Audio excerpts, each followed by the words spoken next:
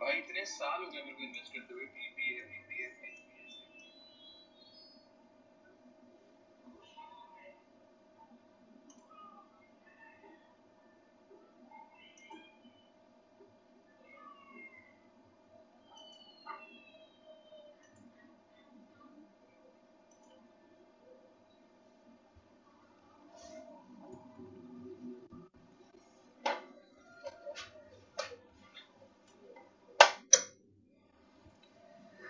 नमस्कार साथियों, मैया पाठशाला परिवार पे आपका हार्दिक स्वागत है। और आज का अपना जो सेशन है वो है आर्थिक समीक्षा के जो अपना टेस्ट सीरीज चल रही है उसका सेकंड टेस्ट। और सेकंड टेस्ट किससे संबंधित है? जो अर्थव्यवस्था के 3 सेक्टर्स होते हैं, एग्रीकल्चर, इंडस्ट्रियल सेक्टर और सर्विस सेक्टर। तो इसमें से सेकंड जो टॉपिक, जो आपका पहला टॉपिक जो है वो एग्रीकल्चर सेक्टर जो है उससे संबंधित आपका टेस्ट है, जिसके जो आपने टेस्ट अटेम्प्ट किया उसका सॉल्यूशन आपको प्रोवाइड करवाया जाएगा। क्लास को शेयर कीजिए और क्लास को प्रॉपर्ली अटेंड कीजिए कि आप आंसर भी देना है आपको, ना केवल आपको क्लास देखनी है बल्कि क्लास को प्रॉपर्ली आंसर भी करना है। तो आप प्रॉपर्ली इसको अटेंड कीजिए। Ram Ram sir, Ram Ram sir. तो अच्छे से अटेंड करना आपको क्लास को, और कोई भी अगर क्यूरी हो तो आप वो पूछ सकते हो बीच में। तो स्टार्ट करते हैं अपना सेकंड टेस्ट, आर्थिक समीक्षा सीरीज जो चल रही है उसका सेकंड टेस्ट जो है उसको स्टार्ट करते हैं। और पहला प्रश्न अपना जो है वो कौन सा है?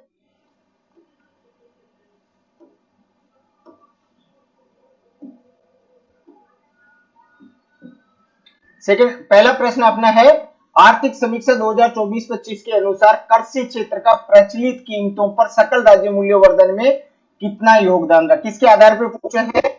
प्रचलित कीमतों पे पूछा है। किसके आधार पे पूछा है? प्रचलित कीमतों के आधार पे सकल राज्य मूल्यवर्धन, जीएसवी में सकल राज्य मूल्यवर्धन में एग्रीकल्चर या कृषि क्षेत्र का योगदान कितना है? किसका पूछा है?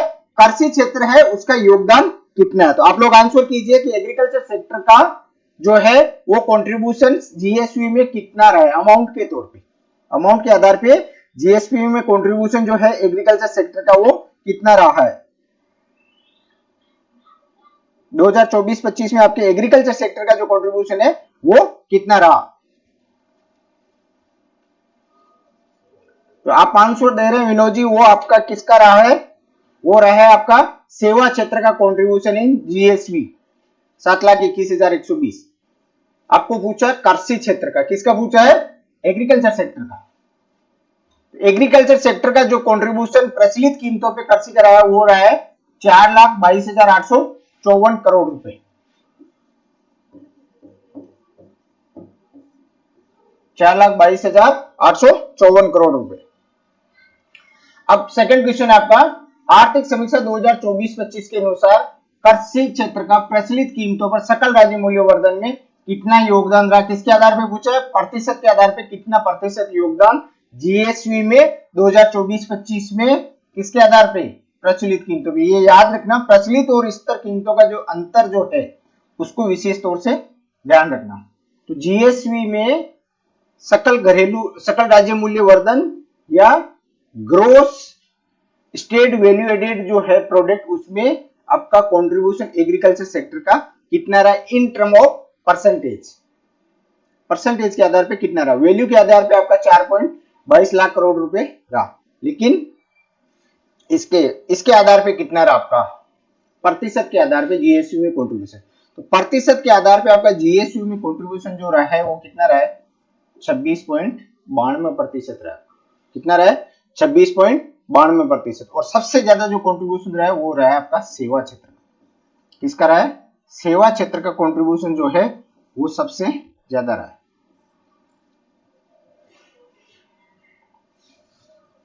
नेक्स्ट क्वेश्चन, आर्थिक समीक्षा 2024-25 के अनुसार कृषि की स्तर कीमतों पर सकल राज्य मूल्यवर्धन में वृद्धि दर कितनी रही?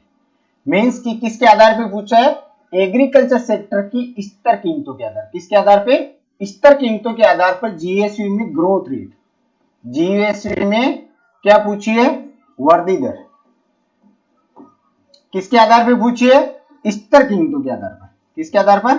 स्तर कीमतों के आधार पर। स्तर कीमतों का बेस ईयर कौन सा आपका? बेस ईयर याद रखना कभी कभी ये भी पूछा जाता है एग्जाम में, बेस ईयर आपका जो है वो 2011-12 है। कौन सा है? 2011-12 के बेस ईयर के आधार पे है।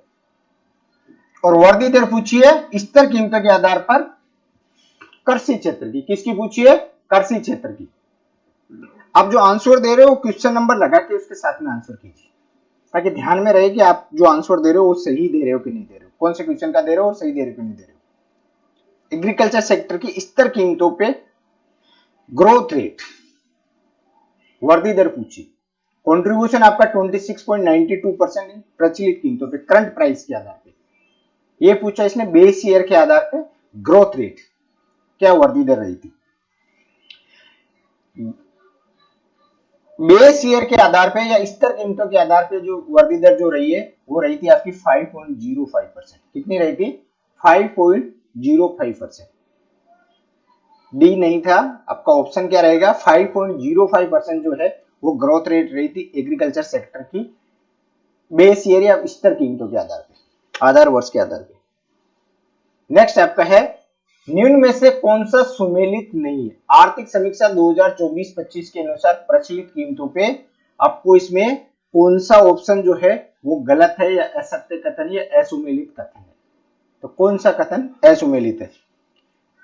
वर्ष 2024-25 में जीएसवी में कृषि क्षेत्र का योगदान 4.22 लाख करोड़ रहा। वर्ष 2024-25 में जीएसवी में कृषि क्षेत्र का योगदान 26.92% रहा। वर्ष 2024-25 में जीएसवी में कृषि क्षेत्र का योगदान राष्ट्रीय योगदान से ज्यादा रहा। वर्ष 2024-25 में जीएसवी में कृषि क्षेत्र की वृद्धि दर 11.84 रही।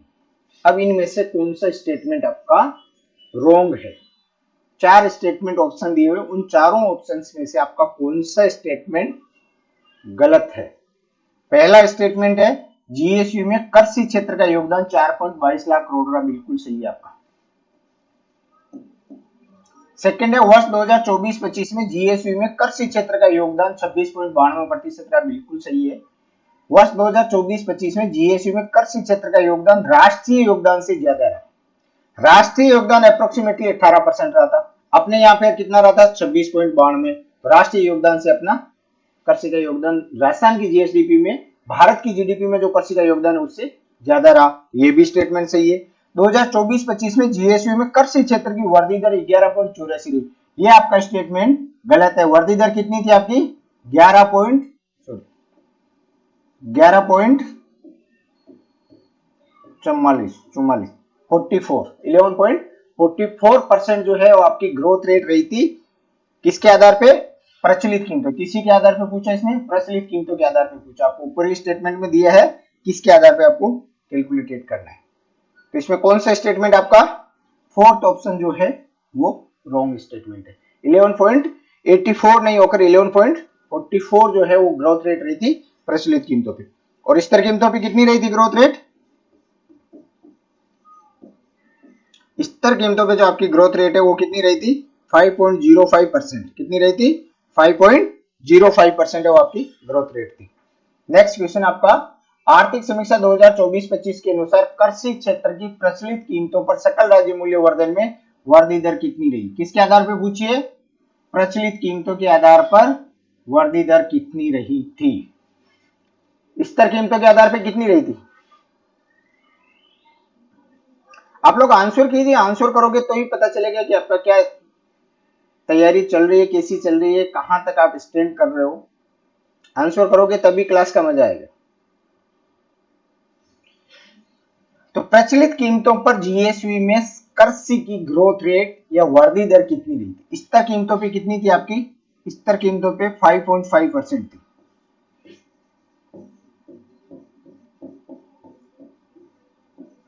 स्तर कीमतों पर सेकंड ग्रेड में आर्थिक समीक्षा में से 10 से 15 क्वेश्चन आते हैं आपके फर्स्ट पेपर में, और 100% आएंगे, और इसमें से आपको बाहर कहीं से भी नहीं जाएगा। इसलिए प्रॉपरली क्लास को अटेंड कीजिए और टेस्ट सीरीज भी अटेंड कीजिए, ताकि आप अपने आप को परख सके कि अपन कहाँ पे स्टैंड कर रहे हैं, कहाँ तक अपन तैयार है उसके लिए, और कहाँ पे अपने को तैयारी करने की आवश्यकता है। तो उसके लिए जरूरी है कि आप क्लास भी अटेंड करो, तो प्रॉपरली रेस्पॉन्स के साथ में अटेंड करो तो मजा आएगा क्लास का। तो प्रचलित कीमतों पर सकल राज्य मूल्य वर्धन में वृद्धि दर कितनी रही? प्रचलित कीमतों पे या करंट प्राइस में आपकी जो ग्रोथ रेट रही थी वो 11.44% रही थी। कितनी रही थी?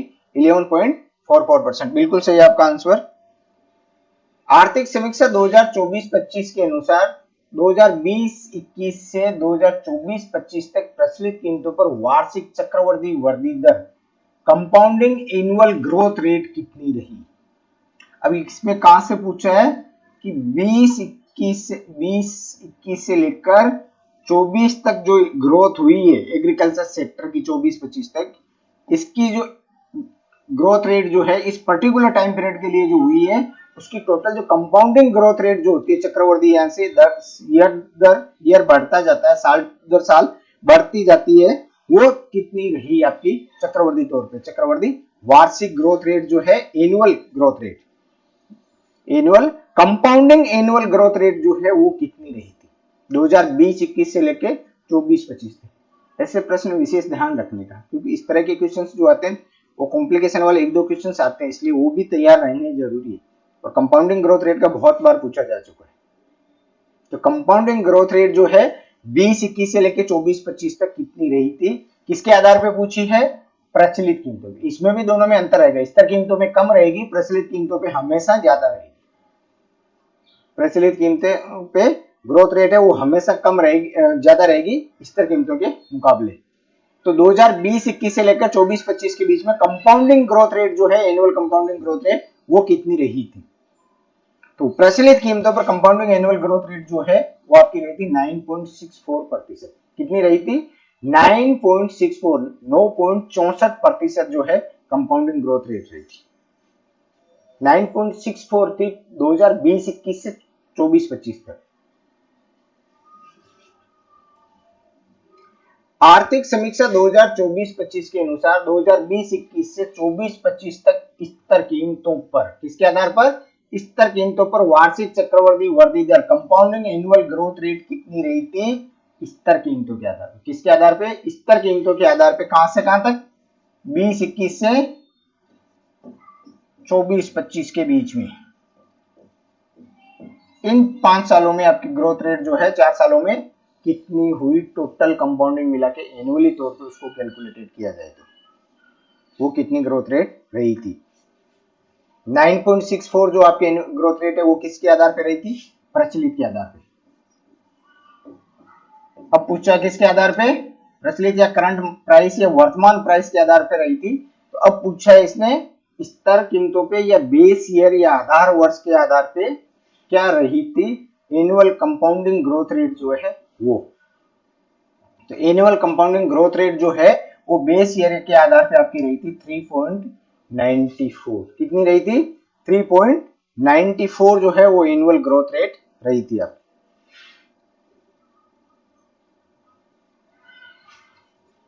नेक्स्ट आपका है आर्थिक समीक्षा 2024-25 के अनुसार कृषि क्षेत्र का स्तर कीमतों पर सकल राज्य मूल्य वर्धन में योगदान कितना रहा? किसके आधार पे पूछा है? स्तर कीमतों के, बेस ईयर या स्तर कीमतों के आधार पे। आपका बेस ईयर कौन सा है?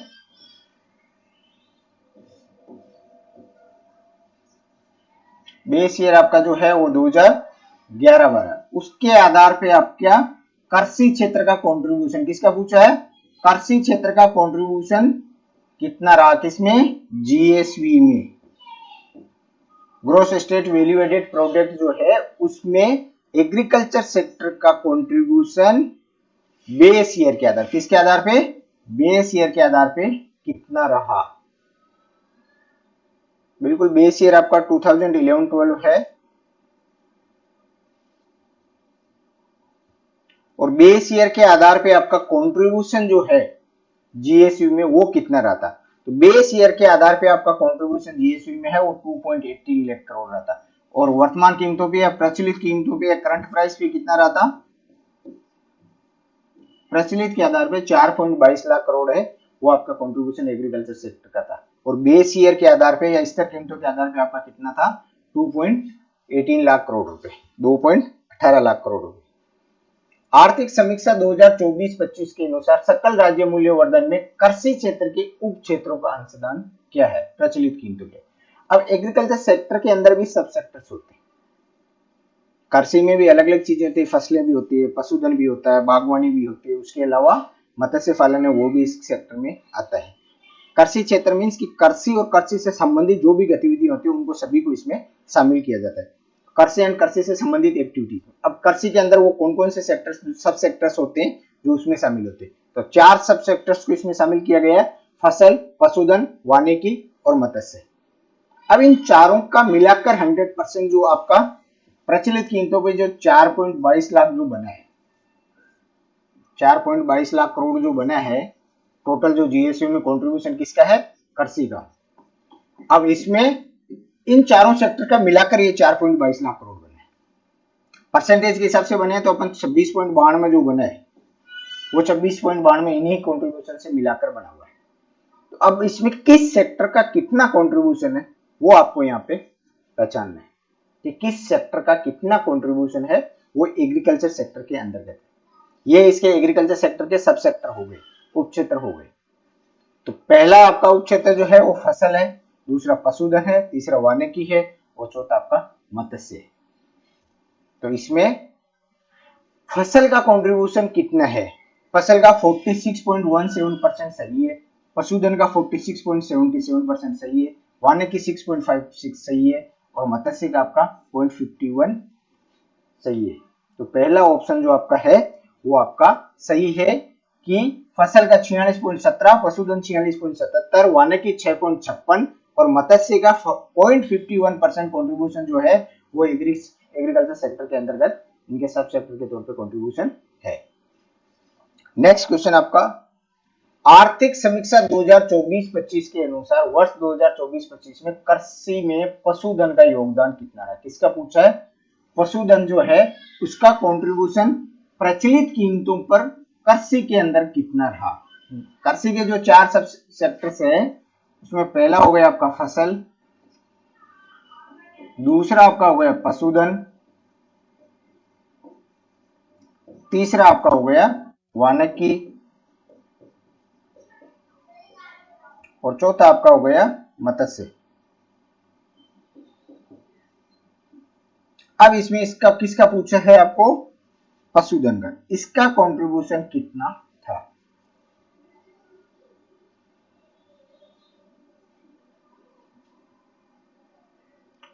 ये किसके लिए है, ये सभी एग्जाम्स में आते हैं आपके, कोई भी एग्जाम ऐसा नहीं है राजस्थान वाले में जिसमें आर्थिक समीक्षा नहीं आती। और स्पेशली आरपीएससी द्वारा आयोजित पेपर में कम से कम 10 से 15 क्वेश्चन जो है आपके normally on an average 12-13 question जो है वो हर पेपर में आते हैं। पहले पेपर में जो जीके का जो पेपर है उसमें आता है।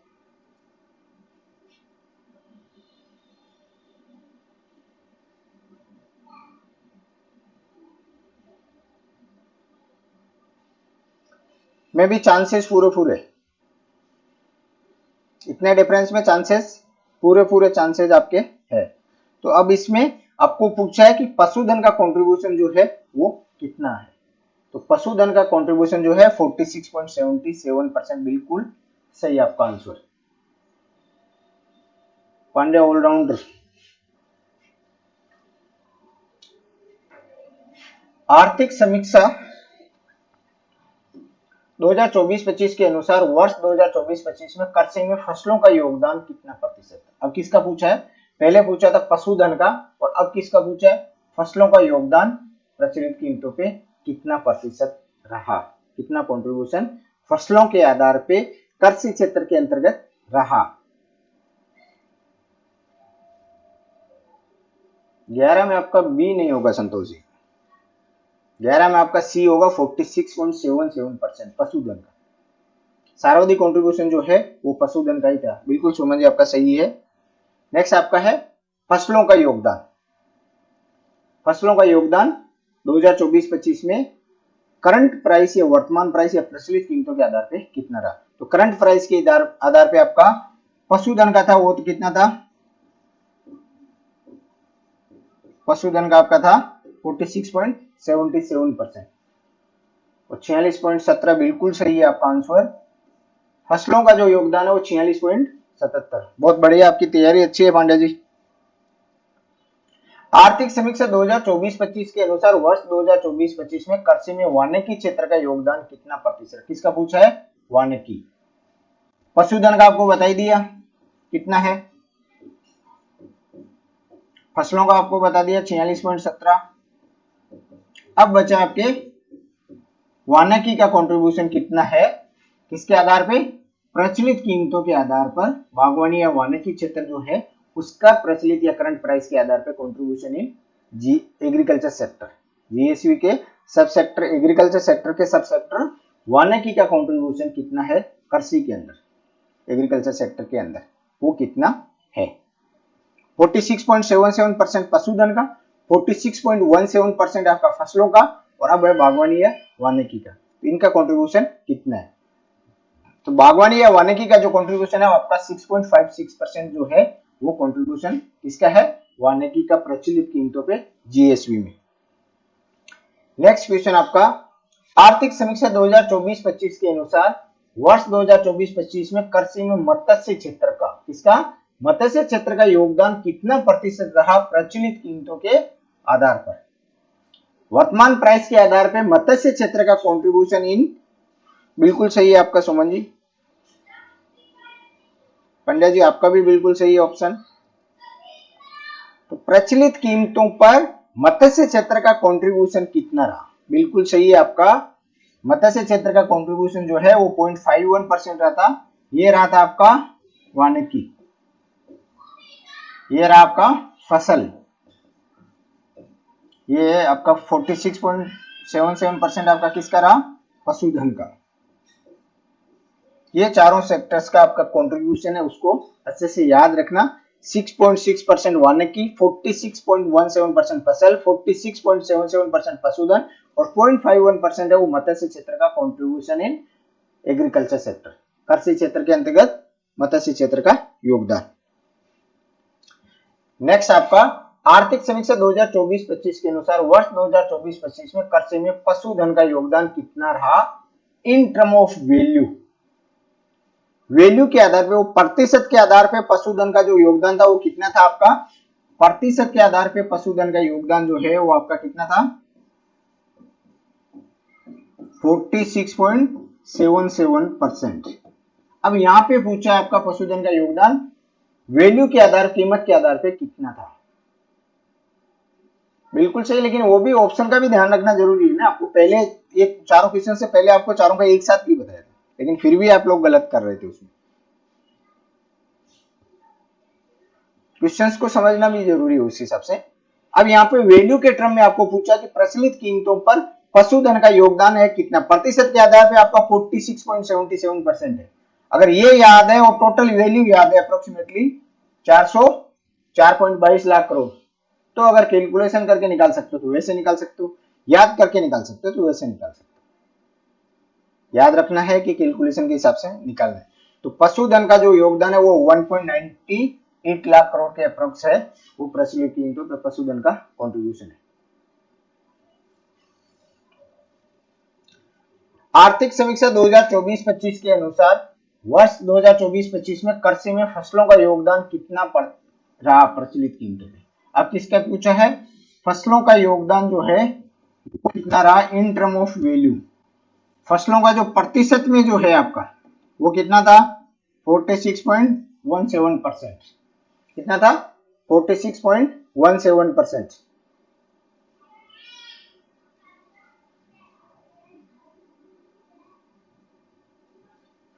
और अब किसके आधार पे, वैल्यू के आधार पे आपका जो फसलों का कंट्रीब्यूशन है वो 1.95 लाख करोड़ जो है वो उसका वैल्यू थी इसकी फसलों की कृषि क्षेत्र के अंतर्गत।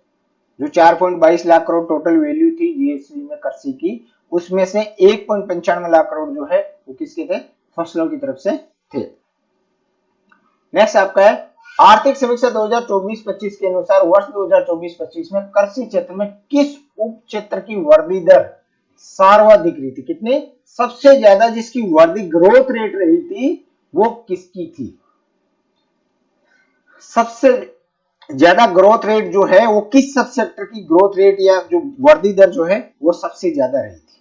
4 सेक्टर थे, पशुधन, फसल, वानिकी और मत्स्य।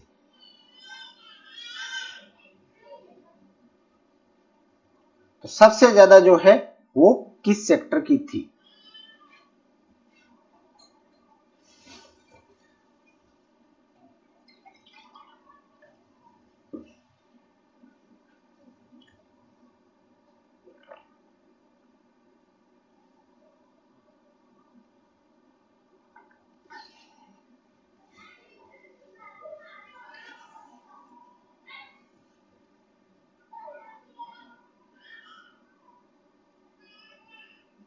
सबसे ज्यादा जो ग्रोथ रेट थी आपकी, कंट्रीब्यूशन सबसे ज्यादा था वो था पशुधन का, और सबसे ज्यादा जो वृद्धि दर या ग्रोथ रेट जो मानते हैं वो थी आपके मत्स्य क्षेत्र की। किसकी थी?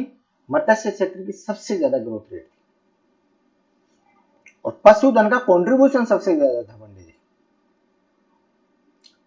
कंट्रीब्यूशन जो सबसे ज्यादा था वो पशुधन का था, लेकिन जो एनुअली जो ग्रोथ रेट पिछले साल के मुकाबले इस साल जो कंट्रीब्यूशन बढ़ा है ना, उसका जो कंपैरिजन में जो बढ़ा है ना, सबसे ज्यादा परसेंटेज के आधार पे किसका बढ़ा है? वो मत्स्य क्षेत्र का बढ़ा है। ग्रोथ रेट मींस कि उसको परसेंटेज के आधार पे कितनी रहा। पिछले साल मान लो अगर अपन पशुधन का 1.98 था, सपोज करो कि वो 1.85 था पहले, तो कितना बढ़ा आपका? इसमें लगभग 13 बढ़ा। लेकिन मत्स्य क्षेत्र का 0.51 में कंट्रीब्यूशन है, तो मान लो कि पिछले साल 4000 करोड़ था और वो इस साल बढ़ के अगर 4200 भी हो गया, बढ़ा कितना? 200 करोड़ ही बढ़ा। लेकिन इन टर्म ऑफ कंट्रीब्यूशन जो है वो परसेंटेज के आधार पे कितना रहा? परसेंटेज जो सबसे ज्यादा जो ग्रोथ रेट है वो इसकी रही थी मत्स्य क्षेत्र की। किसकी रही थी? मत्स्य क्षेत्र की। नेक्स्ट क्वेश्चन आपका, निम्न में से कौन सा कथन सत्य है? आपका इसमें से कौन सा स्टेटमेंट जो है वो सही है? वर्ष 2024-25 में कृषि क्षेत्र का सकल राज्य मूल्यवर्धन में योगदान 26.92 रहा प्रचलित कीमतों, किसपे? प्रचलित कीमतों के आधार पर। वर्ष 2023-24 के मुकाबले 24-25 में कृषि क्षेत्र की जीएसवी में वृद्धि दर 11.44% रही प्रचलित कीमतों पर। अब इसमें से कौन सा स्टेटमेंट जो है वो सही है? एक सही है, दोनों सही है, कौन सा सही है, या दोनों ही सही नहीं? ये आपको पहचानना है इसमें से कौन सा स्टेटमेंट आपका राइट है।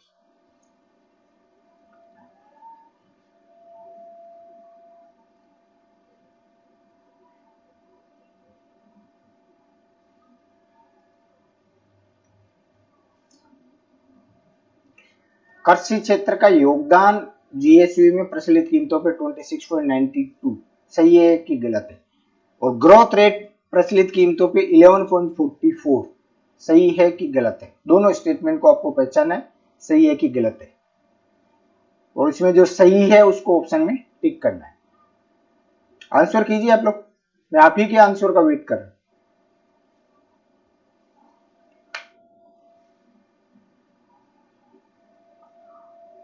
तो 26.92% जीएसटी में कंट्रीब्यूशन प्रचलित कीमतों पर बिल्कुल सही है। 11.44% प्रचलित कीमतों की वृद्धि दर ये भी सही है। तो आपके दोनों स्टेटमेंट जो है वो सही है, एक व दो दोनों स्टेटमेंट आपके सही है। दोनों ही स्टेटमेंट सही है। प्रचलित कीमतों में कंट्रीब्यूशन 26.92 और ग्रोथ रेट 11.44% रही थी, और स्तर कीमतों पे आपकी ग्रोथ रेट है वो 5.05% रही थी। आर्थिक समीक्षा 2024-25 के अनुसार वर्ष 2024-25 में कृषि क्षेत्र में पशुधन की, किसकी? पशुधन की वृद्धि दर कितनी रही स्तर कीमतों पर? किसके आधार पर? स्तर कीमतों के आधार पर पशुधन की जो ग्रोथ रेट है वो कितनी रही थी? जो एग्रीकल्चर सेक्टर की जो ग्रोथ रेट प्रचलित स्तर कीमतों पर थी वो 5.05% थी। ये पूरे सेक्टर की थी। लेकिन इस सेक्टर के अंतर्गत जो आपका सब सेक्टर जो है पशुधन, इसकी ग्रोथ रेट कितनी रही थी? ये किस दर से या किस रेट से पिछले साल के मुकाबले इस साल बढ़ा था? कितना परसेंटेज बढ़ा था वो आपको इसमें बताना है कि कितना पिछले साल के मुकाबले इस साल बढ़ा है। तो आपकी पशुधन की जो ग्रोथ रेट जो है वो आपकी कितनी रही थी? 5.43% जो है वो पशुधन की ग्रोथ रेट रही थी। 5.43% है वो ग्रोथ रेट थी। निम्नलिखित को सुमेलित कीजिए आर्थिक समीक्षा 2024-25 के अनुसार स्तर कीमतों के आधार पे। अब इसमें एक साइड आपको कृषि के उपक्षेत्र दिए गए हैं, दूसरी साइड में आपको दी गई है वृद्धि दर या ग्रोथ रेट। तो इसमें किसकी कितनी वृद्धि दर रही थी?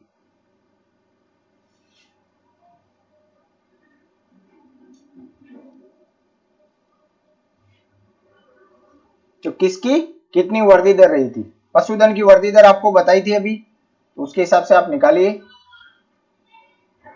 पशुधन की वर्धी दर कितनी बताई थी आपको? 5.43%। फसल की वर्धी दर कितनी थी? सबसे ज्यादा वर्धी दर का आपको क्वेश्चन पहले बताया था। सबसे ज्यादा ग्रोथ रेट किसकी थी? मत्स्य क्षेत्र की। तो सबसे ज्यादा कौन सा इसमें, उसको उससे मिला दो, मत्स्य क्षेत्र की। अब बची आपकी फसल और वानिकी की। फसल की ग्रोथ रेट कितनी थी आपके? 4.73% और उसकी वानिकी की ग्रोथ रेट जो है वो 3.76%। तो पहले में क्या होगा? 4, ये कट गया, ये कट गया, ये कट गया, तो ये बचा 4, 1, 2 और 3।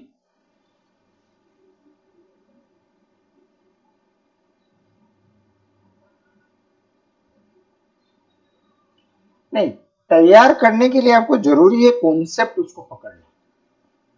कॉन्सेप्ट बेस अगर इस चीज को लोगे, इकोनॉमी अर्थव्यवस्था एक ऐसी चीज है जिसको कॉन्सेप्ट के आधार पर जब तक नहीं लोगे तब तक आपको आंकड़े भी याद नहीं रहे। पहले उसका कॉन्सेप्ट समझना जरूरी कि अर्थव्यवस्था में कितने सेक्टर्स होते हैं, उन सेक्टर्स का सब सेक्टर्स क्या रहता है, और उसको अप्रोक्सीमेटली भी अगर आप याद रखते हो तो भी आपका आंसर सही हो सकता है। बट कॉन्सेप्ट जरूरी है उसको समझना। आपका ऑप्शन इसमें सी सही हो गया। नेक्स्ट क्वेश्चन आपका, आर्थिक समीक्षा 2024-25 के अनुसार वर्ष 2024-25 में पशुधन उपक्षेत्र में सार्वजनिक योगदान किस उपक्षेत्र का रहा? अब सब सेक्टर के अंदर भी सेक्टर कृषि था जीएसवी में, पहले आपका आ गया जीएसवी है, इसमें 3 सेक्टर थे, कृषि, उद्योग और सेवा। यहाँ पे अपन चल रहे हैं कृषि पे। कृषि के अंदर भी सब सेक्टर थे, कौन से थे? पशुधन, फसल, वानिकी और मत्स्य। अब इसमें भी कौन सा? पशुधन अपन ने लिया है। यहाँ पे पशुधन के अंदर भी सब सेक्टर्स है, दूध, अंडे, पोल्ट्री सहित मांस और अन्य कुछ चीजें जो बच गई वो। तो यहाँ पे किसका पूछा इसने? सबसे ज्यादा योगदान किस उपक्षेत्र का? अब इन 4 सेक्टर्स में पशुधन में ये 4 आते, दूध, अंडे, पोल्ट्री सहित मांस और अन्य कोई बचा हुआ कुछ रह गया उसको शामिल कर लो। अब इसमें भी सबसे ज्यादा योगदान है वो कौन से सेक्टर का था? तो सबसे ज्यादा जो इस क्षेत्र का था वो दूध का कंट्रीब्यूशन है। पशुधन के अंदर भी सबसे ज्यादा योगदान जो है 50% प्लस कंट्रीब्यूशन जो है वो पशुधन का है। अराउंड 70-80% के आसपास इसमें कंट्रीब्यूशन दूध का है। बाकी तीनों सेक्टर्स मिल से बाकी का है। तो पशुधन के अंदर भी किस क्षेत्र का सबसे ज्यादा योगदान है? दूध का सबसे ज्यादा योगदान है। वर्ष 2024-25 में भू उपयोग सांख्यिकी 2023-24 की रिपोर्ट की गई कुल भूमि कितनी है? भू सांख्यिकी को जो रिपोर्ट की गई भूमि है वो टोटल भूमि कितनी है अपने यहाँ से वर्ष 2023-24 के लिए? वर्ष 2023-24 के लिए कितनी भू उपयोग की जो भूमि है वो रिपोर्ट की गई अपने द्वारा, राजस्थान के द्वारा कितनी रिपोर्ट की गई? तो राजस्थान के द्वारा जो रिपोर्ट की गई भूमि है वो कितनी थी? फिर कंफ्यूज हो गया। पशुधन के अंदर इसमें क्वेश्चंस को पढ़ो, आप बोल रहे हो मत्स्य था। क्वेश्चन क्या है? अनुसार वर्ष 2024-25 में पशुधन उपक्षेत्र में सर्वाधिक योगदान किस उपक्षेत्र का रहा? पशुधन के अंदर भी 4 सेक्टर है, दूध भी है, अंडे है, पोल्ट्री एंड मांस है, और फिर अन्य बची हुई चीजें जो पशुधन से संबंधित जो कुछ आता है वो बाकी कुछ और भी एक्टिविटीज इनसे मिलता है कुछ वो और शामिल। ये 4 सेक्टर पशुधन के अंदर है। इनमें सबसे ज्यादा योगदान किसका?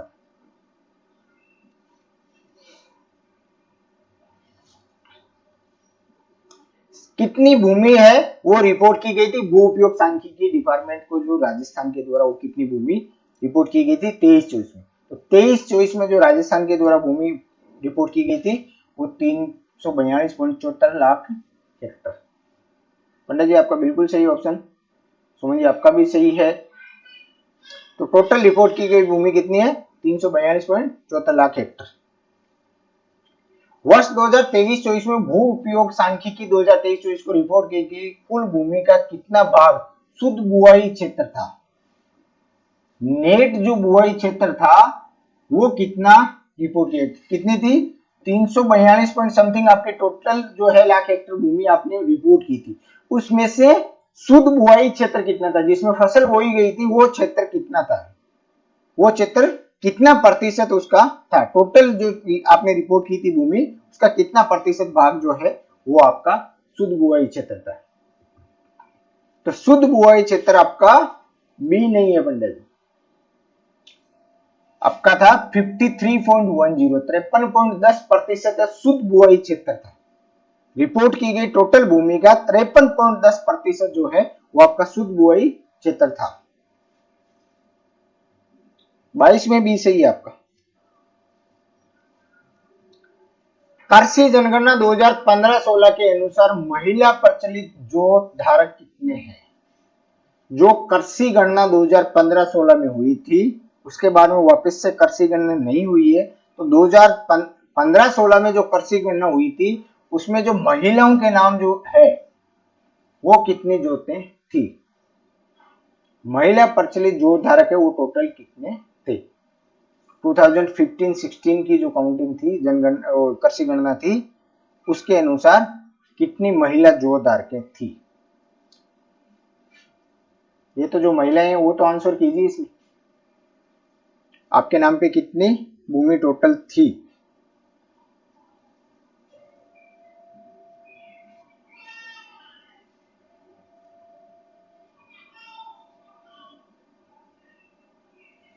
टोटल 7.75 लाख जो है वो महिला जोत धारक थी। कितनी थी? 7.75, 7.75 लाख, 7.75 लाख जो है वो महिला जोत धारक थी। कृषि जनगणना 2015-16 के अनुसार कुल प्रचलित भूमि जोतों की संख्या कितनी थी? क्या पूछा है? भूमि जोतों की संख्या पूछी है टोटल 2015-16 की जनगणना के अनुसार। 2015 की जनगणना के अनुसार कुल जो प्रचलित भूमि जोते हैं वो कितनी थी? महिलाओं के नाम पे कितनी थी? 7.75 लाख थी महिलाओं के नाम पे। महिला के नाम पे आपकी 7.75 थी, लेकिन कुल कितनी थी? कुल कितनी थी? तो कुल आपकी जो थी वो थी 76.55 लाख जो है वो कुल प्रचलित भूमि जोत है वो थी, और उसमें से 7.75 लाख है वो महिला जोतें थी। कृषि जनगणना 2015-16 के अनुसार कुल प्रचलित भूमि जोतों की संख्या में कितने प्रतिशत वृद्धि दर रही? कि जो पिछले जनगणना थी उसके मुकाबले इस साल इसमें कितनी ग्रोथ हुई? कितनी ग्रोथ हुई या कितनी बढ़ोतरी हुई in term of percentage? In term of percentage के आधार पे कितनी वृद्धि दर रही कुल प्रचलित भूमि जोतों की संख्या में? क्षेत्रफल का अलग कॉन्सेप्ट रहेगा, यहाँ पे ये पूछा संख्या के आधार पर उसमें कितनी वृद्धि थी। जो आपकी 56.55 लाख, 56.55 लाख जो थी इससे पहले कितनी थी उसके आधार पर इसमें ग्रोथ रेट कितनी रही? तो इसमें ग्रोथ रेट जो है वो 11.14% रही। कितनी रही? 11.14% जो है वो ग्रोथ रेट रही। किसमें? भूमि जो प्रचलित भूमि जोत है उनकी संख्या में वृद्धि दर। कृषि जनगणना 2015-16 के अनुसार कुल प्रचलित भूमि जोतों का क्षेत्रफल कितना है? 2015-16 के अनुसार आपकी 76.55 लाख कुल भूमि जोत है। अब उनका क्षेत्रफल कितना है? कुल जो भूमि जोते हैं वो कितनी है आपकी? 76.55 लाख है।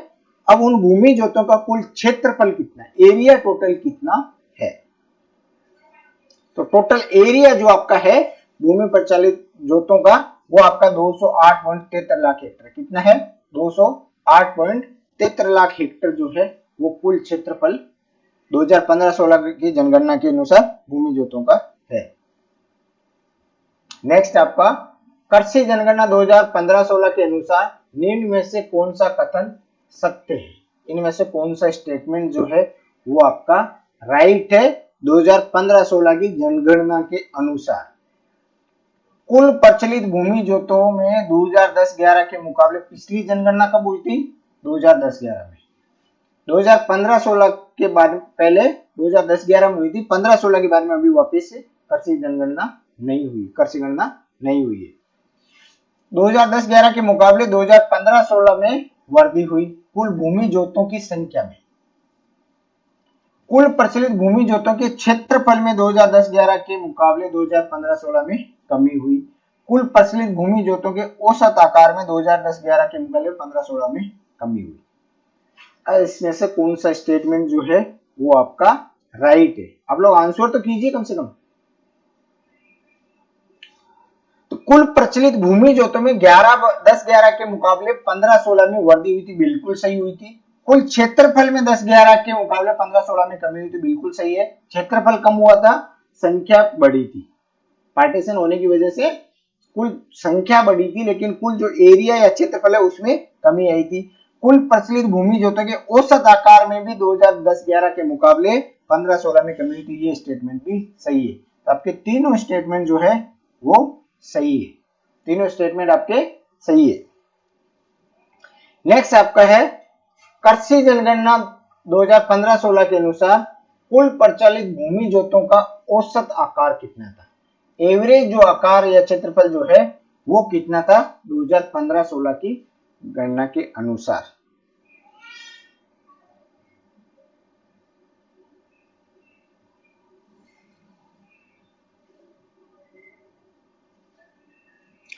तो औसत आकार जो 15-16 की गणना के अनुसार था वो था आपका 2.73 हेक्टर जो है वो एवरेज औसत जो है वो भूमि जोतों का आकार है। एवरेज या औसत आकार जो आपका है भूमि जोतों का 2015-16 की गणना के अनुसार 2.73 हेक्टर है। नेक्स्ट आपका कृषि जनगणना 2015-16 के अनुसार निम्न में से कौन सा असुमेलित है? कौन सा जो है वो असुमेलित या असत्य है? ये इसके सामने प्रचलित भूमि जोते हैं उनका स्टेटमेंट और उसके सामने उसके आंकड़े दिए हुए, उनमें से कौन सा सुमेलित नहीं है? बिल्कुल सही आपका 29 का ए नहीं बी है। 2.73 हेक्टर जो है वो एवरेज 15-16 के अनुसार। प्रचलित भूमि जोते क्षेत्रफल 55 लाख, प्रचलित भूमि जोतों का क्षेत्रफल 208.73 लाख करोड़ हेक्टर, प्रचलित भूमि जोतों का औसत आकार 2.73 और प्रचलित भूमि जोतों में वृद्धि 12.14%। अब इनमें से कौन सा स्टेटमेंट जो है वो रॉन्ग है? कौन सा स्टेटमेंट आपका रॉन्ग है इनमें से? तो पहला स्टेटमेंट आपका प्रचलित भूमि जोतों की संख्या 76.55 लाख बिल्कुल सही है। 76.55 लाख है वो आपकी कुल प्रचलित भूमि जोतों की संख्या है। प्रचलित भूमि जोतों का क्षेत्रफल जो है 208.73 लाख हेक्टर बिल्कुल सही है। प्रचलित भूमि जोतों का औसत आकार जो है आपका 2.73 हेक्टर सही है। और भूमि जोतों में वृद्धि जो है संख्या के क्रम में वो 12.14, ये आपका गलत है। इसमें कितनी थी 11.14% जो है वो आपके ग्रोथ रेट थी। कितनी थी 11.14%। तो ये स्टेटमेंट आपका गलत हो गया। बिल्कुल सही आपका 2.73% जो है वो आपका एवरेज जो है एरिया था 15-16 की गणना के अनुसार। वर्ष 2024-25 के अग्रिम अनुमानों के अनुसार खाद्यान्न उत्पादन कितना होने की संभावना है? 24-25 में कितना खाद्यान्न होने के अग्रिम अनुमान आर्थिक समीक्षा में लगाए गए कि इतना उत्पादन होने की संभावना है? प्रोबेबिलिटी के आधार पे इसमें आता है, क्योंकि एक्चुअल आंकड़े अगले साल आएंगे आपके। अभी जो आंकड़े आ रहे हैं वो अग्रिम अनुमान आ रहे हैं। तो 2024-25 की आर्थिक समीक्षा के अनुसार 24-25 में जो है वो कुल कितना आपका खाद्यान्न उत्पादन होने की संभावना है?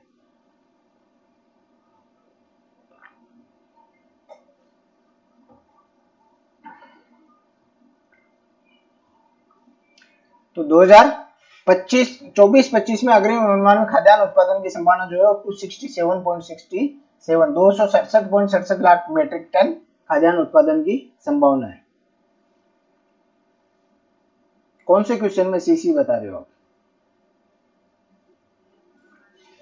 267.67 लाख मीट्रिक टन है वो खाद्यान्न उत्पादन होने का अग्रिम अनुमान है। वर्ष 2024-25 के अग्रिम अनुमान के अनुसार खरीफ खाद्यान्न उत्पादन कितना होने की संभावना है? वो था टोटल उत्पादन जो है वो 267.67 लाख मीट्रिक टन आपका होने की उत्पादन है। बट यहाँ पे इसने पूछा है कि खरीफ का कितना उत्पादन होने की संभावना है, क्योंकि दो फसलें बोई जाती है अपने यहाँ पे ज्यादातर, खरीफ और रबी की फसल। तो खरीफ की फसल का खाद्यान्न उत्पादन टोटल कितना होने की संभावना है? बिल्कुल आपका सही है पंड्या जी आपका ऑप्शन। 267.67 लाख मेट्रिक टन जो है वो कुल खाद्यान्न उत्पादन होने की संभावना। अब इसमें पूछा कि खरीफ का खाद्यान्न उत्पादन होने की संभावना कितनी है 2024-25 में। तो खरीफ खाद्यान्न उत्पादन की संभावना जो आपकी है वो 103.73 lakh metric 103.73 lakh metric ton जो है वो पॉसिबिलिटी है खरीफ खाद्यान्न उत्पादन की।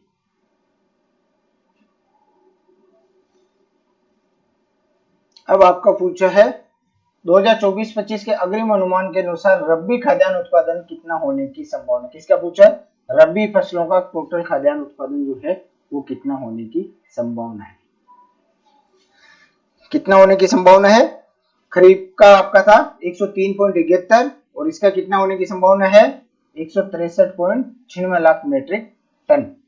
कितना 163.96 लाख मेट्रिक टन जो है वो आपका रबी खाद्यान्न उत्पादन की संभावना है। नेक्स्ट आपका है 2024-25 के अग्रिम अनुमान के अनुसार दलहन उत्पादन कितना होने की संभावना। किसका पूछा है? दलहन उत्पादन का टोटल उत्पादन होने की कितनी संभावनाएं है। दलहन उत्पादन की संभावनाएं कितनी आपकी है।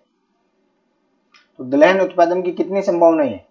आपका टोटल खाद्यान्न में से 103 आपका 103.71 किसका हो गया खरीफ का और 163.96% जो है वो आपका रबी का उत्पादन। अब इसमें जो दालें हैं दलहन जो है उसका उत्पादन कितनी होने की संभावनाएं है। तो दलहन का उत्पादन 47.84 लाख मेट्रिक टन जो है वो उत्पादन होने की संभावना है। 47.84 लाख मेट्रिक टन जो है वो आपके संभावना है।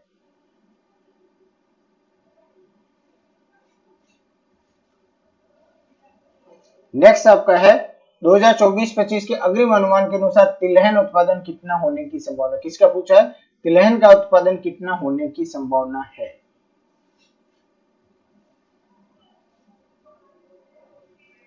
तिलहन का उत्पादन आपका 96.17 लाख मेट्रिक टन है। 96.17 लाख मेट्रिक टन जो है आपका तिलहन का है। और दलहन का कितना है? दालों का उत्पादन कितना है 47.84। टोटल कितना है? कुल खाद्यान्न उत्पादन कितना है 267.67 लाख मेट्रिक टन। उसमें भी आपका खरीफ कितना है, एक ही जगह पे आप सारी चीजें याद कर सकते हो। खरीफ का उत्पादन कितना था आपका 103.71। फिर उसके बाद में रबी का उत्पादन की संभावना कितनी है आपका 163.96। दलहन का 47.84 और तिलहन का कितना है 96.17 लाख मेट्रिक टन जो है वो आपका उत्पादन होने की संभावना है। बिल्कुल सही। नेक्स्ट आपका राजस्थान भारत के कुल तिलहन उत्पादन में लगभग कितने प्रतिशत का योगदान करता है वर्ष 2022-23 के संदर्भ में तिलहन के उत्पादन में पूरे भारत के उत्पादन में कितना प्रतिशत योगदान था। तो तिलहन का जो टोटल जो कंट्रीब्यूशन था भारत के उत्पादन में वो आपका था 15.66%। कितना था 15.66% जो है वो तिलहन का उत्पादन केवल राजस्थान से होता है। कि अगर पूरे देश का उत्पादन अगर 100 है तो उसमें से 15.66 kg जो है वो राजस्थान से होता है पूरे देश में तिलहन के उत्पादन। नेक्स्ट आपका है राजस्थान भारत के कुल बाजरा उत्पादन में लगभग कितने प्रतिशत का योगदान करता है। तिलहन में कितना था आपका 15.66 जो है 15.66% जो है आप तिलहन उत्पादन में राजस्थान का कंट्रीब्यूशन था। किसमें? तिलहन में। तिलहन उत्पादन में 15.66% कंट्रीब्यूशन जो है वो राजस्थान का था। और अब किसका पूछा बाजरा के उत्पादन में राजस्थान का कंट्रीब्यूशन भारत के कुल उत्पादन में कितना प्रतिशत है। कुछ ऐसी फसलें हैं जिनका मैक्सिमम जो उत्पादन है वो अपने यहीं पे राजस्थान में ही होता है। उत्पादन में पहले स्थान पे आता है। जैसे बाजरा के उत्पादन में राजस्थान पहले स्थान पे आता है। सबसे ज्यादा उत्पादन जो है वो राजस्थान में ही होता है बाजरे का। और 2022-23 के अनुसार 44.66 जो है वो राजस्थान का कंट्रीब्यूशन था बाजरा के उत्पादन में। किसमें? बाजरा उत्पादन में 46.66%। निम्न में से कौन सा कथन सत्य है? 2024-25 में गन्ना उत्पादन 4.40 लाख मीट्रिक टन होने की संभावना है। वर्ष 2024-25 में कपास उत्पादन 18.45 लाख घंटे होने की संभावना है। अब इनमें से कौन सा स्टेटमेंट आपका सही है? कौन सा स्टेटमेंट जो है वो आपका इनमें से सही है?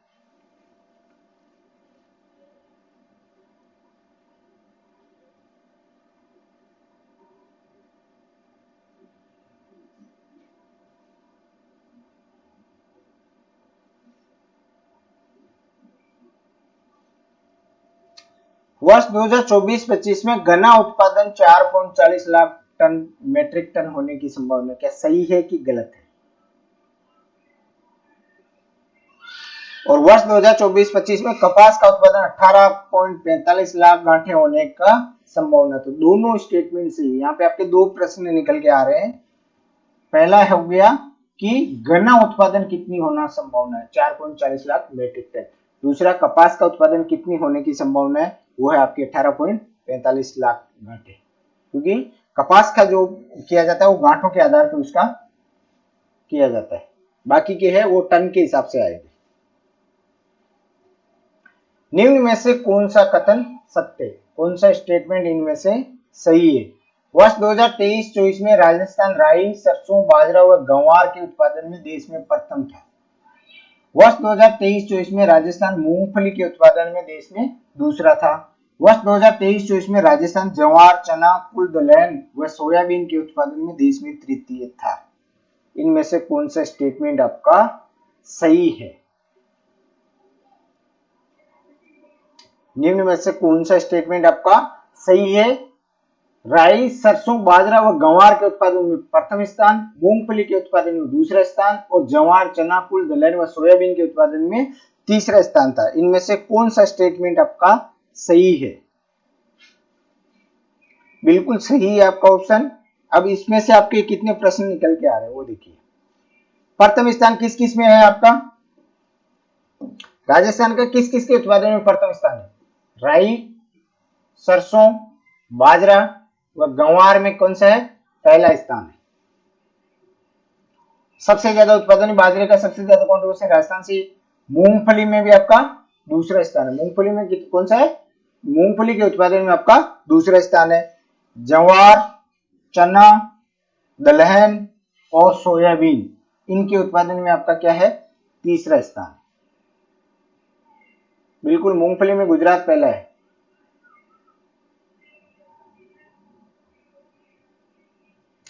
क्लास आपकी जो है ये आपकी टेस्ट सीरीज आर्थिक समीक्षा की, जो आपको मैया पाठशाला के एप्लीकेशन पे मिल जाएगी, जिसमें टोटल आर्थिक समीक्षा से संबंधित 700 प्लस क्वेश्चंस की आपकी टेस्ट सीरीज होगी, जिसमें आपके टोटल 8 टेस्ट बनाए जाएंगे।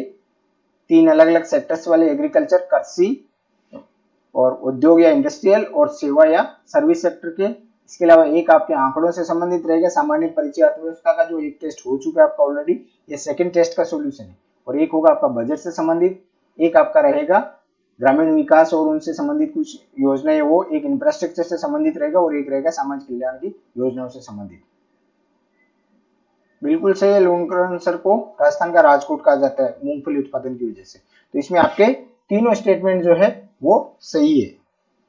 नेक्स्ट आपका, निम्नलिखित को सुमेलित कीजिए। वर्ष 2022-23 में राजस्थान का देश के कुल उत्पादन में योगदान के हिसाब से, कि कुल उत्पादन में जो राजस्थान में कुल उत्पादन जो हुआ था 2022-23 में, उसमें राजस्थान का योगदान देश के कुल उत्पादन में कितना था।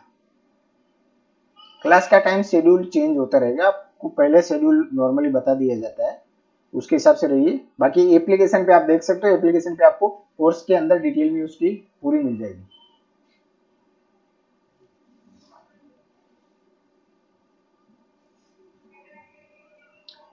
राई व सरसों उत्पादन कितना प्रतिशत है, बाजरे में कितना, पोषक अनाज में कितना, कुल तिलहन में कितना। बाजरे का मैंने आपको पहले बताया था 44.66 66% कॉन्ट्रीब्यूशन है वो राजस्थान का है, बिल्कुल सही है।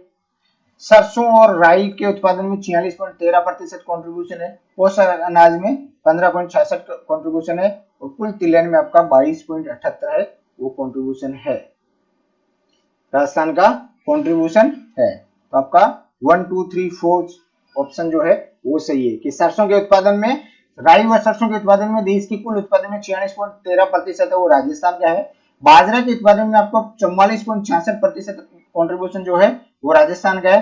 पोषक अनाजों के उत्पादन में 15.66% कॉन्ट्रीब्यूशन जो है वो पोषक अनाजों का है और कुल तिलहन में 22.78% कॉन्ट्रीब्यूशन है वो राजस्थान का है। नेक्स्ट आपका निम्न में से कौन सी फसल उत्पादन में राजस्थान का प्रथम स्थान है? कौन कौन सी फसल के उत्पादन में राजस्थान का प्रथम स्थान है? पहला स्थान है बाजरा में है क्योंकि 44.66% अपना ही है, 46.13% सरसों में पहला स्थान है, पोषक अनाज में प्रथम स्थान है और कुल तिलहन में, तो चारों में ही राजस्थान का उत्पादन में प्रथम स्थान है, चारों ही में राजस्थान का प्रथम स्थान है, बिल्कुल सही आपका भी आंसर पंडित जी। आर्थिक समीक्षा 2024-25 के अनुसार दिसंबर 2024 तक कुल कितना अल्पकालीन फसली ऋण वितरित किया गया? बहुत डीपली क्वेश्चन आपका कि टोटल जो ऋण जो दिया जाता है अल्पकालीन शॉर्ट टर्म के लिए किसानों को उनकी खेती के लिए शॉर्ट टर्म के लिए 12 महीने के अंदर अंदर पे करने वाला लोन प्रोवाइड करवाया जाता है, जिसमें गवर्नमेंट के द्वारा कुछ सहायता या कुछ उसमें सब्सिडी वगैरह इंटरेस्ट पे भी दी जाती है, जो केसीसी के फॉर्म में भी और अलग अलग क्रेडिट सोसाइटियों के फॉर्म के रूप में भी दिया जाता है, जिसमें गवर्नमेंट का कंट्रीब्यूशन इंटरेस्ट सब्सिडी के तौर पे रहता है। तो वो जो है वो दिसंबर 24 तक, कब तक? दिसंबर 24 तक जो है वो आपका कितना वितरित किया गया? दिसंबर 24 तक आपका कितना अल्पकालीन फसली ऋण है वो वितरित किया गया?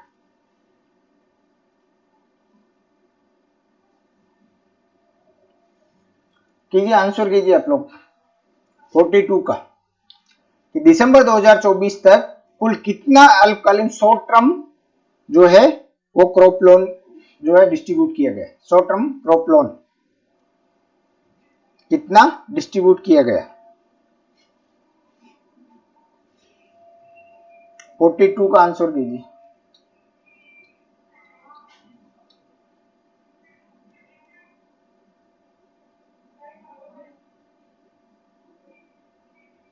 वो आप एप्लीकेशन के हेल्पलाइन नंबर पे आप संपर्क कर लीजिए, आपको वहां से डिटेल मिल जाएगी वो कैसे। अभी आप फिलहाल इन पे कंसंट्रेट कीजिए आर्थिक समीक्षा पे, क्योंकि पहले पेपर में कोई सा भी सब्जेक्ट हो सबके आएगी। दिसंबर 2024 तक जो शॉर्ट टर्म क्रॉप लोन या अल्पकालीन फसली ऋण जो वितरित किया गया है वो आपका 16,781.27 करोड़ का वितरित किया गया है, 16,781.27 करोड़ का कुल लोन वितरित किया गया है।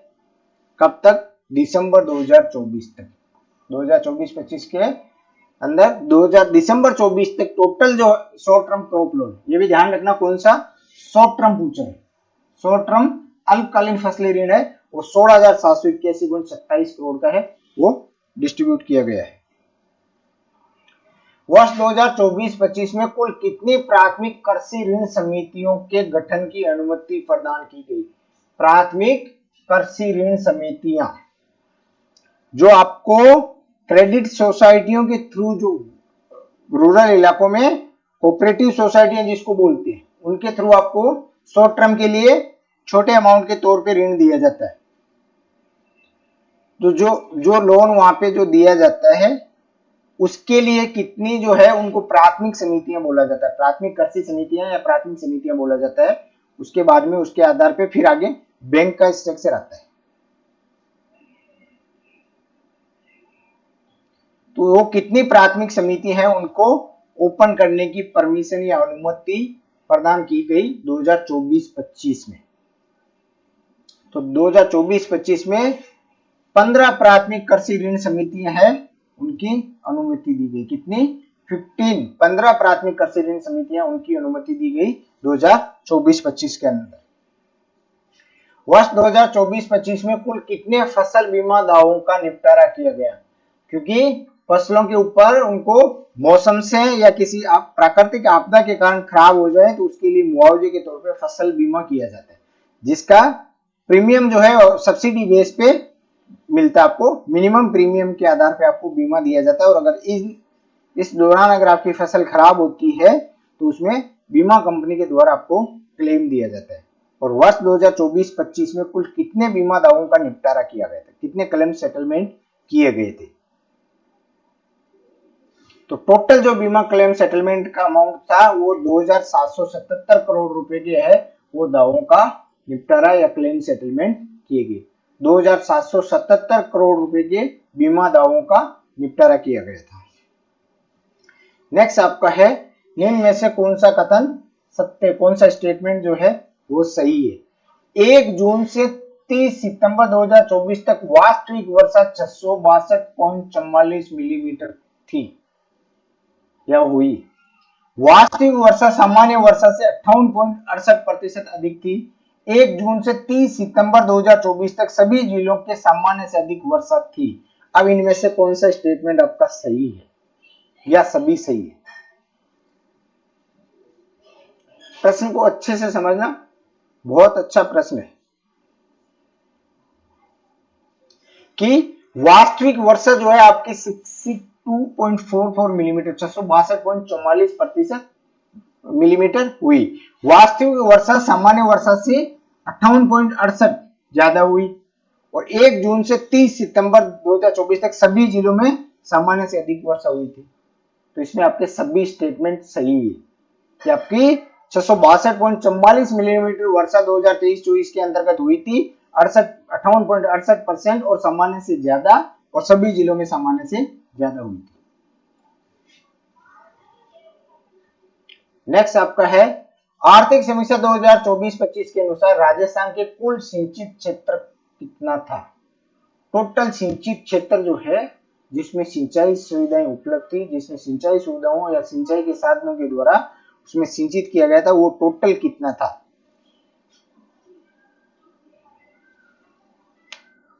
टोटल कितने जो है वो हेक्टर क्षेत्र जो है आपका सिंचित था?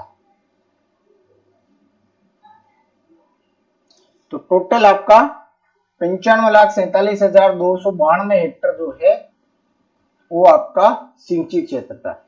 95,47,292 हेक्टर जो है वो आपका टोटल 2024-25 के तहत सिंचित क्षेत्र था, जिसमें सिंचाई के साधन उपलब्ध थे।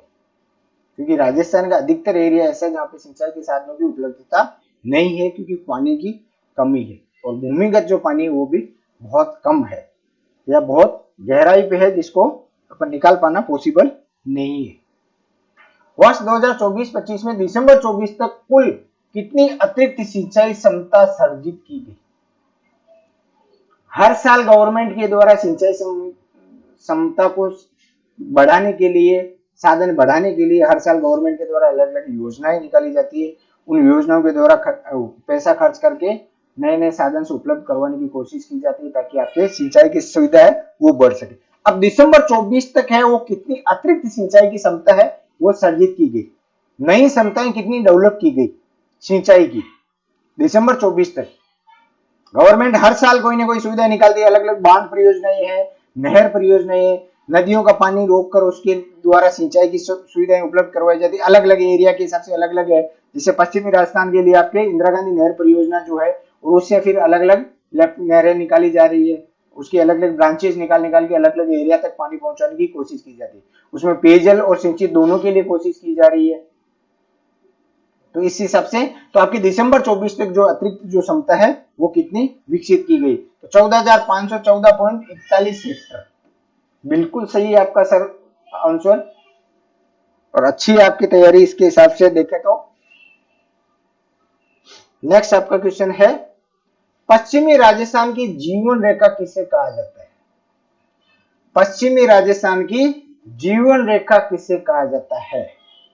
इसका आंसर आप लोग दीजिए 48 का, कि जो पश्चिमी राजस्थान मरुस्थलीय इलाका जो है उसके लिए कौन सा जो है वो परियोजना जीवन रेखा के नाम से मशहूर है, एक तरह से जीवन रेखा ही उसके लिए है वो पश्चिमी राजस्थान के लिए।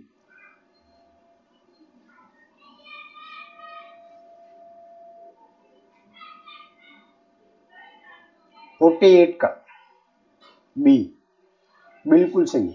इंदिरा गांधी नहर परियोजना जो है वो पश्चिमी राजस्थान की जीवन रेखा कहा जाता है, क्योंकि पश्चिमी राजस्थान में अधिकतर इलाकों में पानी की सुविधा यहीं से उपलब्ध होती है और पानी जो है वो जीवन के लिए अति आवश्यक है, इसलिए इंदिरा गांधी नहर को है वो जीवन रेखा भी कहा जाता है पश्चिमी राजस्थान की।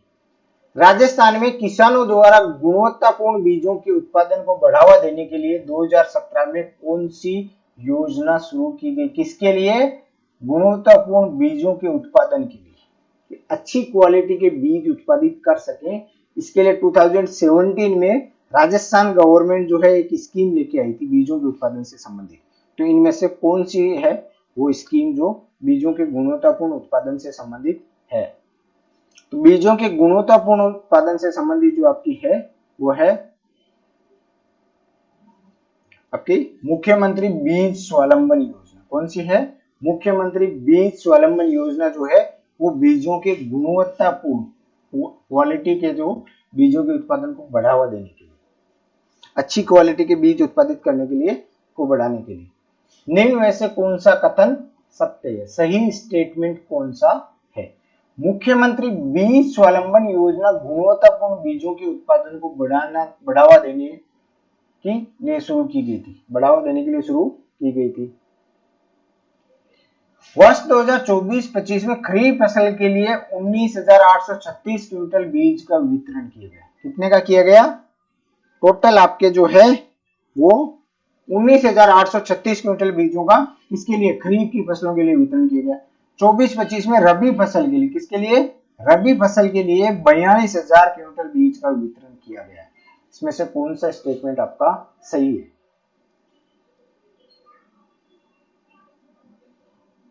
बिल्कुल सही है आपका। मुख्यमंत्री बीज स्वावलंबन योजना गुणवत्तापूर्ण बीजों को उत्पादन बढ़ावा देने के लिए 24-25 में खरीफ की फसलों के लिए 19,836 और रबी की फसलों के लिए 42,000 क्विंटल बीजों का वितरण किया गया। अब इसमें से कौन सा स्टेटमेंट आपका सही है?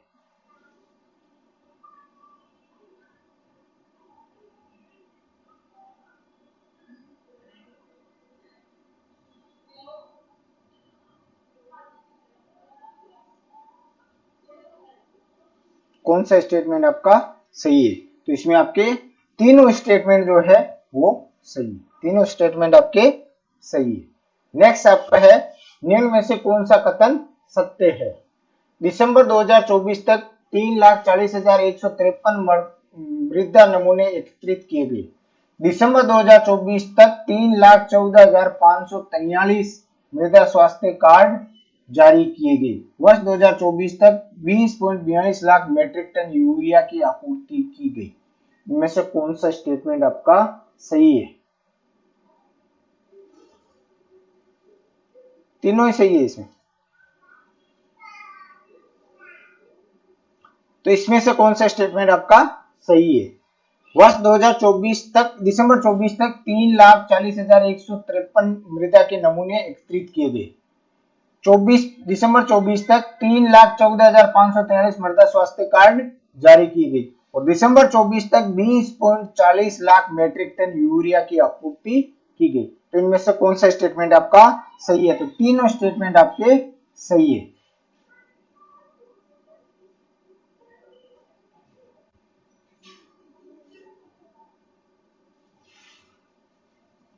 नेक्स्ट आपका है राजस्थान में पहली बार समृद्ध किसान खुशहाल राजस्थान के विचार के साथ प्रत्यक्ष से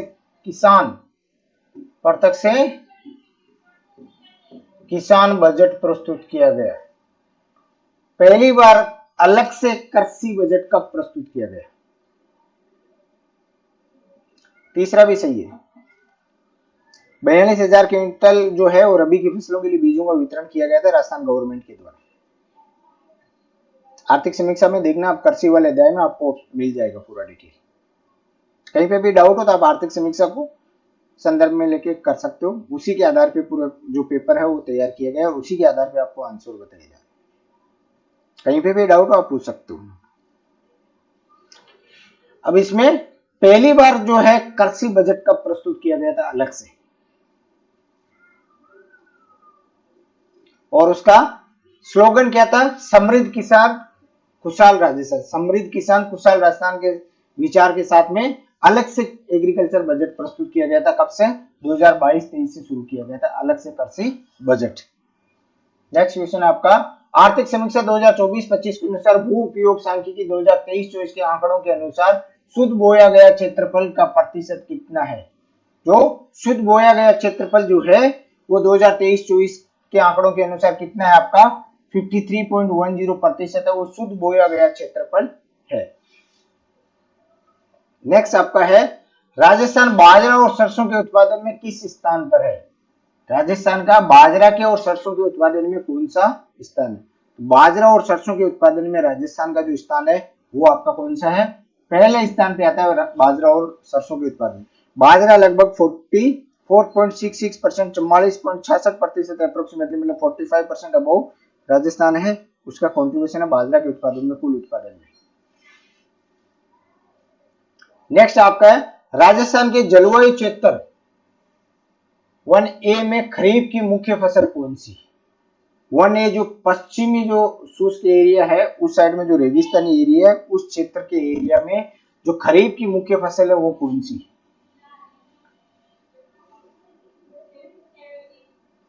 खरीफ की मुख्य फसल कौन सी है?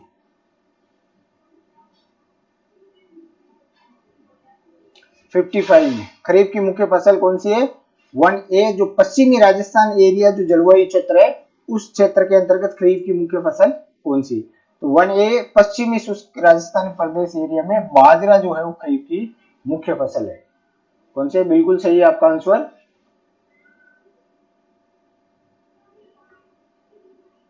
एक बार एडवर्टाइजमेंट देखना, कितनी एक्चुअल पोस्ट तो मेरे को भी ध्यान में नहीं है।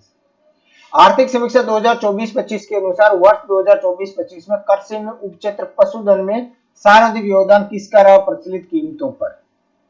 पशुधन के अंतर्गत सर्वाधिक योगदान जिस क्षेत्र का रहा था वो तो दूध एवं उसका है। ये सेकंड टाइम रिपीट हो गया सब क्वेश्चन आई थिंक। नेक्स्ट आपका है, निम्न में से कौन सा कथन सत्य है? मृदा परीक्षण फसलों की जानकारी व कीट रोग उपचार सेवाएं उपलब्ध करवाने के लिए कृषि क्लिनिक स्थापित किए जा रहे हैं। मृदा परीक्षण फसलों की जानकारी व कीट व रोगों के उपचार सेवाएं उपलब्ध करवाने के लिए कृषि क्लिनिक स्थापित किए जा रहे हैं।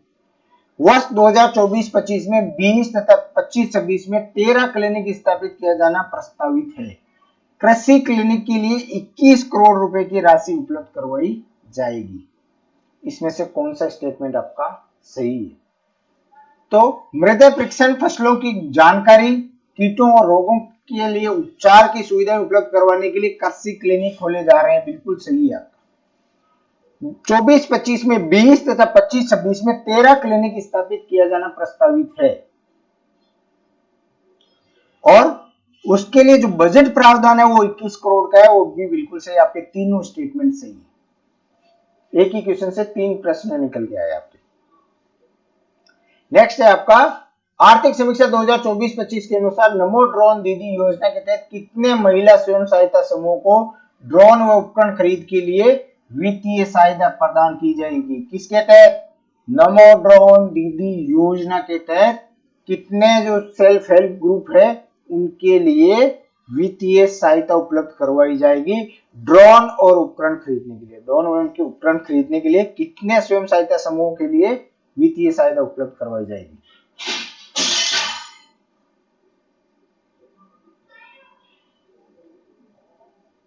कितने क्लिनिक स्थापित किए? बिल्कुल सही है, 1000 ग्रुप के लिए है, स्वयं सहायता ग्रुपों के लिए, वो नमो ड्रोन के लिए वित्तीय सहायता उपलब्ध करवाई जाएगी गवर्नमेंट के द्वारा। सूक्ष्म पोषक तत्व मिनीकट किसानों को कितने प्रतिशत अनुदान पर दिए जाते हैं? सूक्ष्म पोषक एवं तत्व मिनीकट जो है वो सूक्ष्म पोषक तत्व मिनीकट वो कितने प्रतिशत अनुदान पे किसानों को दिया जाता है? उसके ऊपर सब्सिडी कितनी है?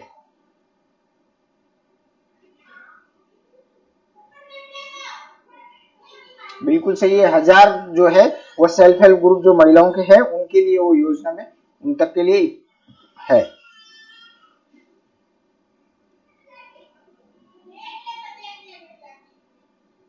क्या ट्रेनिंग लेके आए होगे आप? पूरा नॉलेज है इसका। 50% सब्सिडी दी जाती है। कितनी दी जाती है? 50% सब्सिडी दी जाती है। तारबंदी द्वारा फसल सुरक्षा हेतु छोटे सीमांत किसानों को इकाई लागत का कितना प्रतिशत अनुदान दिया जाता है? जो तारबंदी के लिए जो सब्सिडी दी जाती है, किसके लिए? सीमांत किसानों के लिए कितने प्रतिशत सब्सिडी दी जाती है?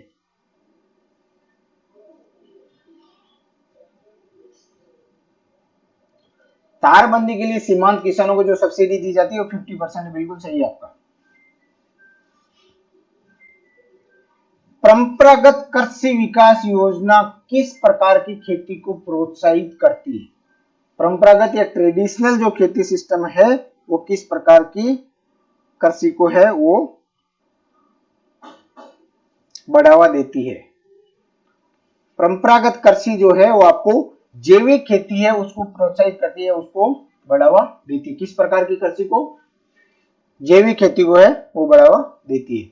प्रधानमंत्री फसल बीमा योजना के तहत खरीफ की फसलों पर कृषकों से कितना प्रतिशत प्रीमियम लिया जाता है? इसमें खरीफ, रबी और बागवानी तीनों के लिए अलग अलग प्रीमियम है। खरीफ, रबी और बागवानी। अब खरीफ की फसल के लिए कितना प्रतिशत प्रीमियम किसानों से लिया जाता है?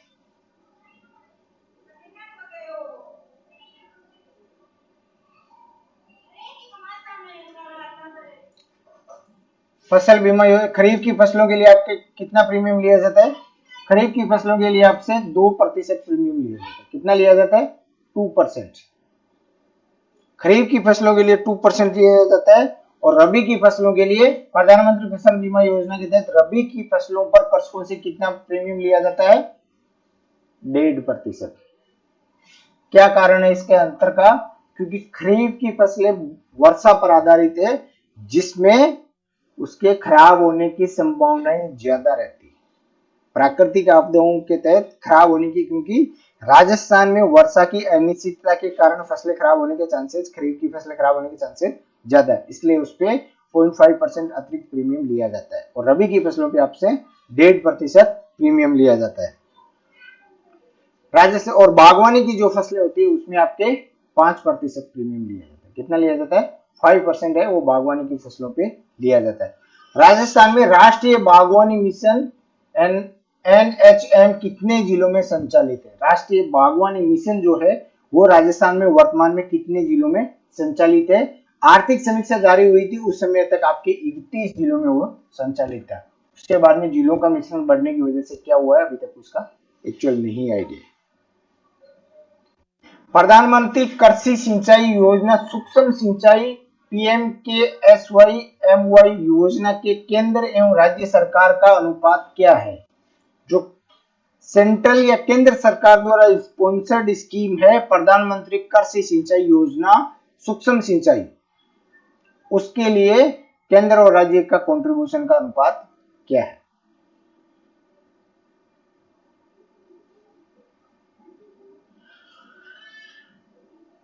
तो इसमें आपका 60-40 का रेशियो है। 60% केंद्र सरकार देती है, 40% का खर्चा है वो स्टेट गवर्नमेंट खर्च करती है। बिल्कुल सही है आपका आंसर। प्रधानमंत्री कृषि सिंचाई योजना सूक्ष्म सिंचाई योजना के संदर्भ में निम्न में से कौन सा कथन सत्य है? प्रधानमंत्री कृषि सिंचाई योजना सूक्ष्म सिंचाई के संदर्भ में निम्न में से कौन सा कथन सत्य है? सामान्य किसान को 70% अनुदान के लिए पात्र है। अनुसूचित जाति जनजाति 75% अनुदान के लिए पात्र है। महिला लघु एवं सीमांत किसान 75% अनुदान के लिए पात्र है, क्योंकि इस पे सब्सिडी दी जाती है कृषि सिंचाई योजना के लिए, जिसमें सामान्य किसान को 70%, अनुसूचित जाति जनजाति को 75%, महिला लघु एवं सीमांत किसान अगर है उसको 75% जो है वो सब्सिडी दी जाती है। तो इसमें से कौन सा स्टेटमेंट आपका सही है? बिल्कुल सही, आपके तीनों स्टेटमेंट सही है कि सामान्य किसान को 70, SC ST को 75 और महिला और लघु एवं सीमांत किसान जो है उनको स्मॉल एंड नॉर्मल माइक्रो जो फार्मर है उनको 75% जो है वो सब्सिडी दी जाती है। याद रखना इसमें कृषि सिंचाई योजना सूक्ष्म सिंचाई। मुख्यमंत्री जल स्वावलंबन अभियान 2.0 के संदर्भ में निम्न में से कौन सा कथन सत्य है? मुख्यमंत्री जल स्वावलंबन योजना अभियान 2.0 के तहत कौन सा कथन सत्य है? 20,000 गांवों में 5 लाख जल संचयन का निर्माण प्रस्तावित है। जून 2025 तक 2500 करोड़ रुपए व्यय कर 1.10 लाख कार्य पूरे किए जाएंगे। दिसंबर 24 तक 33,260 कार्य पूर्ण हो गए। किसके आधार पर? मुख्यमंत्री जल स्वावलंबन योजना जो है उसके 2.0 के तहत कौन सा स्टेटमेंट आपका सही है? तो 20,000 गांवों में 5 लाख जल संचयन का निर्माण करवाना, जून 25 तक 2500 करोड़ रुपए व्यय कर 1.10 लाख कार्य पूरे किए जाएंगे। 5 लाख में से 1.10 लाख जो है जून 25 तक और दिसंबर 24 तक 33,260 कार्य है वो पूर्ण हो चुके। तो इसमें सभी स्टेटमेंट आपके सही है कि मुख्यमंत्री जल स्वावलंबन योजना का लक्ष्य 5 लाख जल संचयन का, जून 25 तक 2500 करोड़ रुपए खर्च करने का और 1.10 लाख कार्य करने का और उनमें से दिसंबर 24 तक आपका 33,260 है वो कंप्लीट हो चुका है। नेक्स्ट आपका है राजस्थान जल क्षेत्र आजीविका सुधार परियोजना के संदर्भ में निम्न में से कौन सा कथन आपका सत्य है? किसके आधार पे? आजीविका सुधार परियोजना, राजस्थान जल क्षेत्र आजीविका सुधार परियोजना। ये चीजें ध्यान में रखना, नाम के आधार से हिसाब से वो चीजें ध्यान में रखना। राजस्थान जल क्षेत्र आजीविका सुधार परियोजना जापान इंटरनेशनल कोऑपरेशन एजेंसी द्वारा प्रायोजित 3 चरणों में 137 परियोजनाओं का पुनर्वास एवं नवीनीकरण करना। परियोजना की कुल लागत 2294.30 करोड़ रुपए, 2294.30 करोड़ रुपए परियोजना की लागत। इसके तीनों स्टेटमेंट आपके सही है कि राजस्थान जल क्षेत्र आजीविका सुधार परियोजना जापान इंटरनेशनल कोऑपरेशन एजेंसी के द्वारा फाइनेंस या फंडिंग होती है। 3 चरणों में कितने 137 परियोजनाओं का पुनर्वास किया या नवीनीकरण किया जाएगा और 22,294.30 करोड़ इसकी परियोजना की लागत का लक्ष्य रखा गया। बिल्कुल सही है। जायका द्वारा स्पॉन्सर्ड 137 परियोजनाएं, टोटल 3 चरण और अभी तक जो उसकी टोटल लागत जो कॉस्टिंग है वो 2294.30 करोड़ रहेगी। नेक्स्ट आपका है रेगिस्तान क्षेत्र में राजस्थान जल क्षेत्र पुनर्गठन परियोजना के संदर्भ में निम्न में से कौन सा कथन सत्य है? रेगिस्तानी क्षेत्र में राजस्थान जल क्षेत्र पुनर्गठन परियोजना, रेगिस्तानी क्षेत्र राजस्थान जल क्षेत्र पुनर्गठन योजना न्यू डेवलपमेंट बैंक द्वारा प्रायोजित, जो ब्रिक्स देशों ने मिलकर न्यू डेवलपमेंट बैंक खोला था, तो उसके द्वारा न्यू डेवलपमेंट बैंक द्वारा प्रायोजित परियोजना 7 वर्षों के 2 चरणों में पूरी की जाएगी।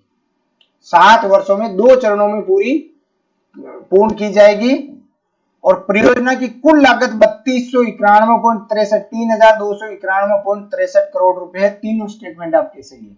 कौन सी है? रेगिस्तानी क्षेत्र में राजस्थान जल क्षेत्र पुनर्गठन परियोजना न्यू डेवलपमेंट बैंक द्वारा प्रायोजित 7 वर्षों में 2 चरणों में और टोटल लागत 3,291.63 करोड़ रुपए है। याद रखना इसको अच्छे से। जो पहली योजना जो थी आपकी स्वावलंबन योजना जल क्षेत्र आजीविका सुधार योजना जायका द्वारा स्पॉन्सर थी, तो रेगिस्तानी क्षेत्र राजस्थान जल क्षेत्र पुनर्गठन योजना और न्यू डेवलपमेंट बैंक द्वारा प्रायोजित है। राष्ट्रीय बागवानी मिशन के संदर्भ में निम्न में से कौन सा कथन सत्य है? किसके आधार पर? राष्ट्रीय बागवानी मिशन। राष्ट्रीय बागवानी मिशन 31 जिलों में लागू है। वर्ष 2024-25 के लिए बजट अनुमान 114.76 करोड़ रुपए, दिसंबर 24 तक 20.42 करोड़ रुपए खर्च किए गए। टोटल बजट प्रावधान 114 में से 20.42 अभी तक खर्च किए गए। तीनों स्टेटमेंट आपके सही है।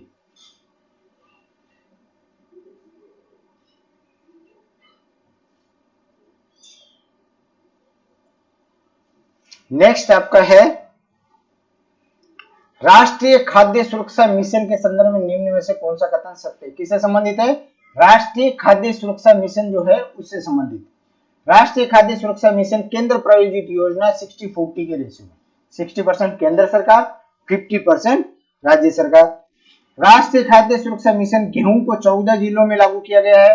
राष्ट्रीय खाद्य सुरक्षा मिशन में जौ को 7 जिलों में लागू किया गया है। कौन सा स्टेटमेंट सही है? आपके तीनों स्टेटमेंट जो है वो सही है, तीनों स्टेटमेंट आपके सही है। नेक्स्ट क्वेश्चन आपका है, राष्ट्रीय खाद्य सुरक्षा मिशन के संदर्भ में निम्न में से कौन सा सही है? ये वापस रिपीट हो गया आपका क्वेश्चन। भंडारण के संदर्भ में निम्न में से कौन सा कथन सत्य है? आर्थिक समीक्षा 2024-25 के अनुसार भंडारण, जो फसलों का भंडारण किया जाता है उससे संबंधित आर्थिक समीक्षा के अनुसार कौन सा स्टेटमेंट सही है? गोदामों के विकास और प्रबंधन की राजस्थान वेयर हाउसिंग कॉर्पोरेशन मुख्य एजेंसी है। Warehouse corporation, Rajasthan warehouse corporation जो है वो भंडारण के लिए गोदामों की मुख्य एजेंसी है। वर्तमान में 41 जिलों में 96 गोदाम जो है वो है। दिसंबर 24 तक कुल भंडारण क्षमता जो है 18.12 लाख मेट्रिक टन थी। इसमें से कौन सा स्टेटमेंट आपका सही है?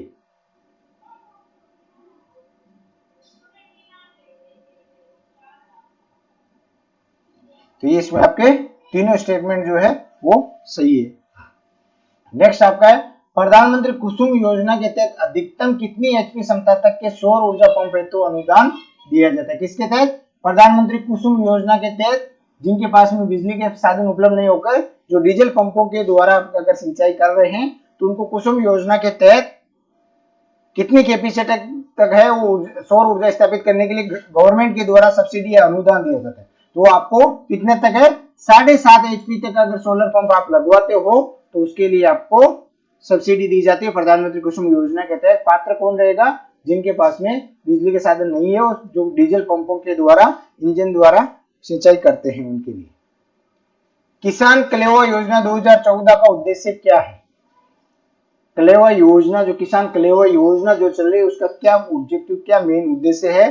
तो मंडी में उपज बेचने वाले किसानों को अनुदानित दर पर भोजन उपलब्ध करवाने के उद्देश्य से कलेवा योजना शुरू की गई थी कि कोई मंडी में किसान अगर कुछ बेचने के लिए आ रहा है तो उसको सही सब्सिडाइज रेट पे भोजन मिल सके, उसके लिए किसान कलेवा योजना शुरू की गई थी। नेक्स्ट आपका है, किस योजना के तहत ई नाम के माध्यम से उपज बेचने वाले किसानों को कूपन दिए जाते हैं? जो ऑनलाइन मंडियों में ई नाम परियोजना जो है उसके तहत या उसको बढ़ावा देने के लिए कौन सी योजना है वो चलाई जा रही है? तो वो है कृषक उपहार योजना के तहत, ताकि ऑनलाइन मंडियों के माध्यम से लोग ज्यादा से ज्यादा कृषि उपज है वो बेचने के लिए प्रोत्साहित हो। नेक्स्ट आपका है, राजस्थान कृषि प्रसंस्करण, कृषि व्यवसाय एवं कृषि निर्यात प्रोत्साहन नीति किस वर्ष प्रारंभ की गई थी? राजस्थान कृषि प्रसंस्करण, कृषि व्यवसाय एवं कृषि निर्यात प्रोत्साहन, processing business and export promotion policy जो है वो किस वर्ष लागू की गई थी, प्रारंभ की गई थी? तो 2019 में Rajasthan processing business and export promotion policy 2019 में। राजस्थान में देश के कुल सतही जल का कितना प्रतिशत उपलब्ध है? जो सतही जल जो है पूरे देश का उसका कितना प्रतिशत, क्योंकि राजस्थान के पास में पूरे देश का 10.41% है वो भूभाग है।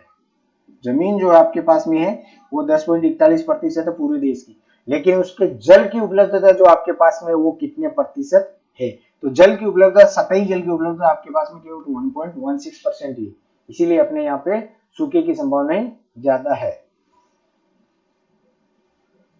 वह बहुउद्देशीय सिंचाई परियोजना किस नदी पर निर्माणाधीन है? परवन वृहत बहुउद्देशीय सिंचाई परियोजना है वो कहाँ पे या कौन सी नदी पे निर्माणाधीन है? वो है आपकी परवन नदी पे निर्माणाधीन है। नेक्स्ट आपका है, नवनेरा बांध किस परियोजना का हिस्सा है? नवनेरा बांध जो है वो कौन सी परियोजना का एक पार्ट है? तो वो है आपके पूर्वी राजस्थान नहर परियोजना, ERCP जो है उसका पार्ट है। कौन सी? पूर्वी नहरी राजस्थान नहरी परियोजना का पार्ट है कौन सा? नवनेरा बांध। नवनेरा बांध कौन सा है? पूर्वी राजस्थान नहर परियोजना का पार्ट है। ये थे आपके कृषि क्षेत्र से संबंधित जो टेस्ट था उसका वीडियो सॉल्यूशन। नेक्स्ट आपका है टेस्ट जो है वो आज लेट नाइट तक आपके अपलोड हो जाएगा, या कल सुबह कुछ टेक्निकल इश्यू से आज नहीं हो पाया अभी तक, वो हो जाएगा अपलोड। आप एप्लीकेशन पे जाके उसको अटेम्प्ट कर सकते हैं, उसका सॉल्यूशन आपको एप्लीकेशन पे लाइव सॉल्यूशन है वो आपको मिल जाएगा आपको। थैंक यू, शुभ रात्रि, गुड नाइट।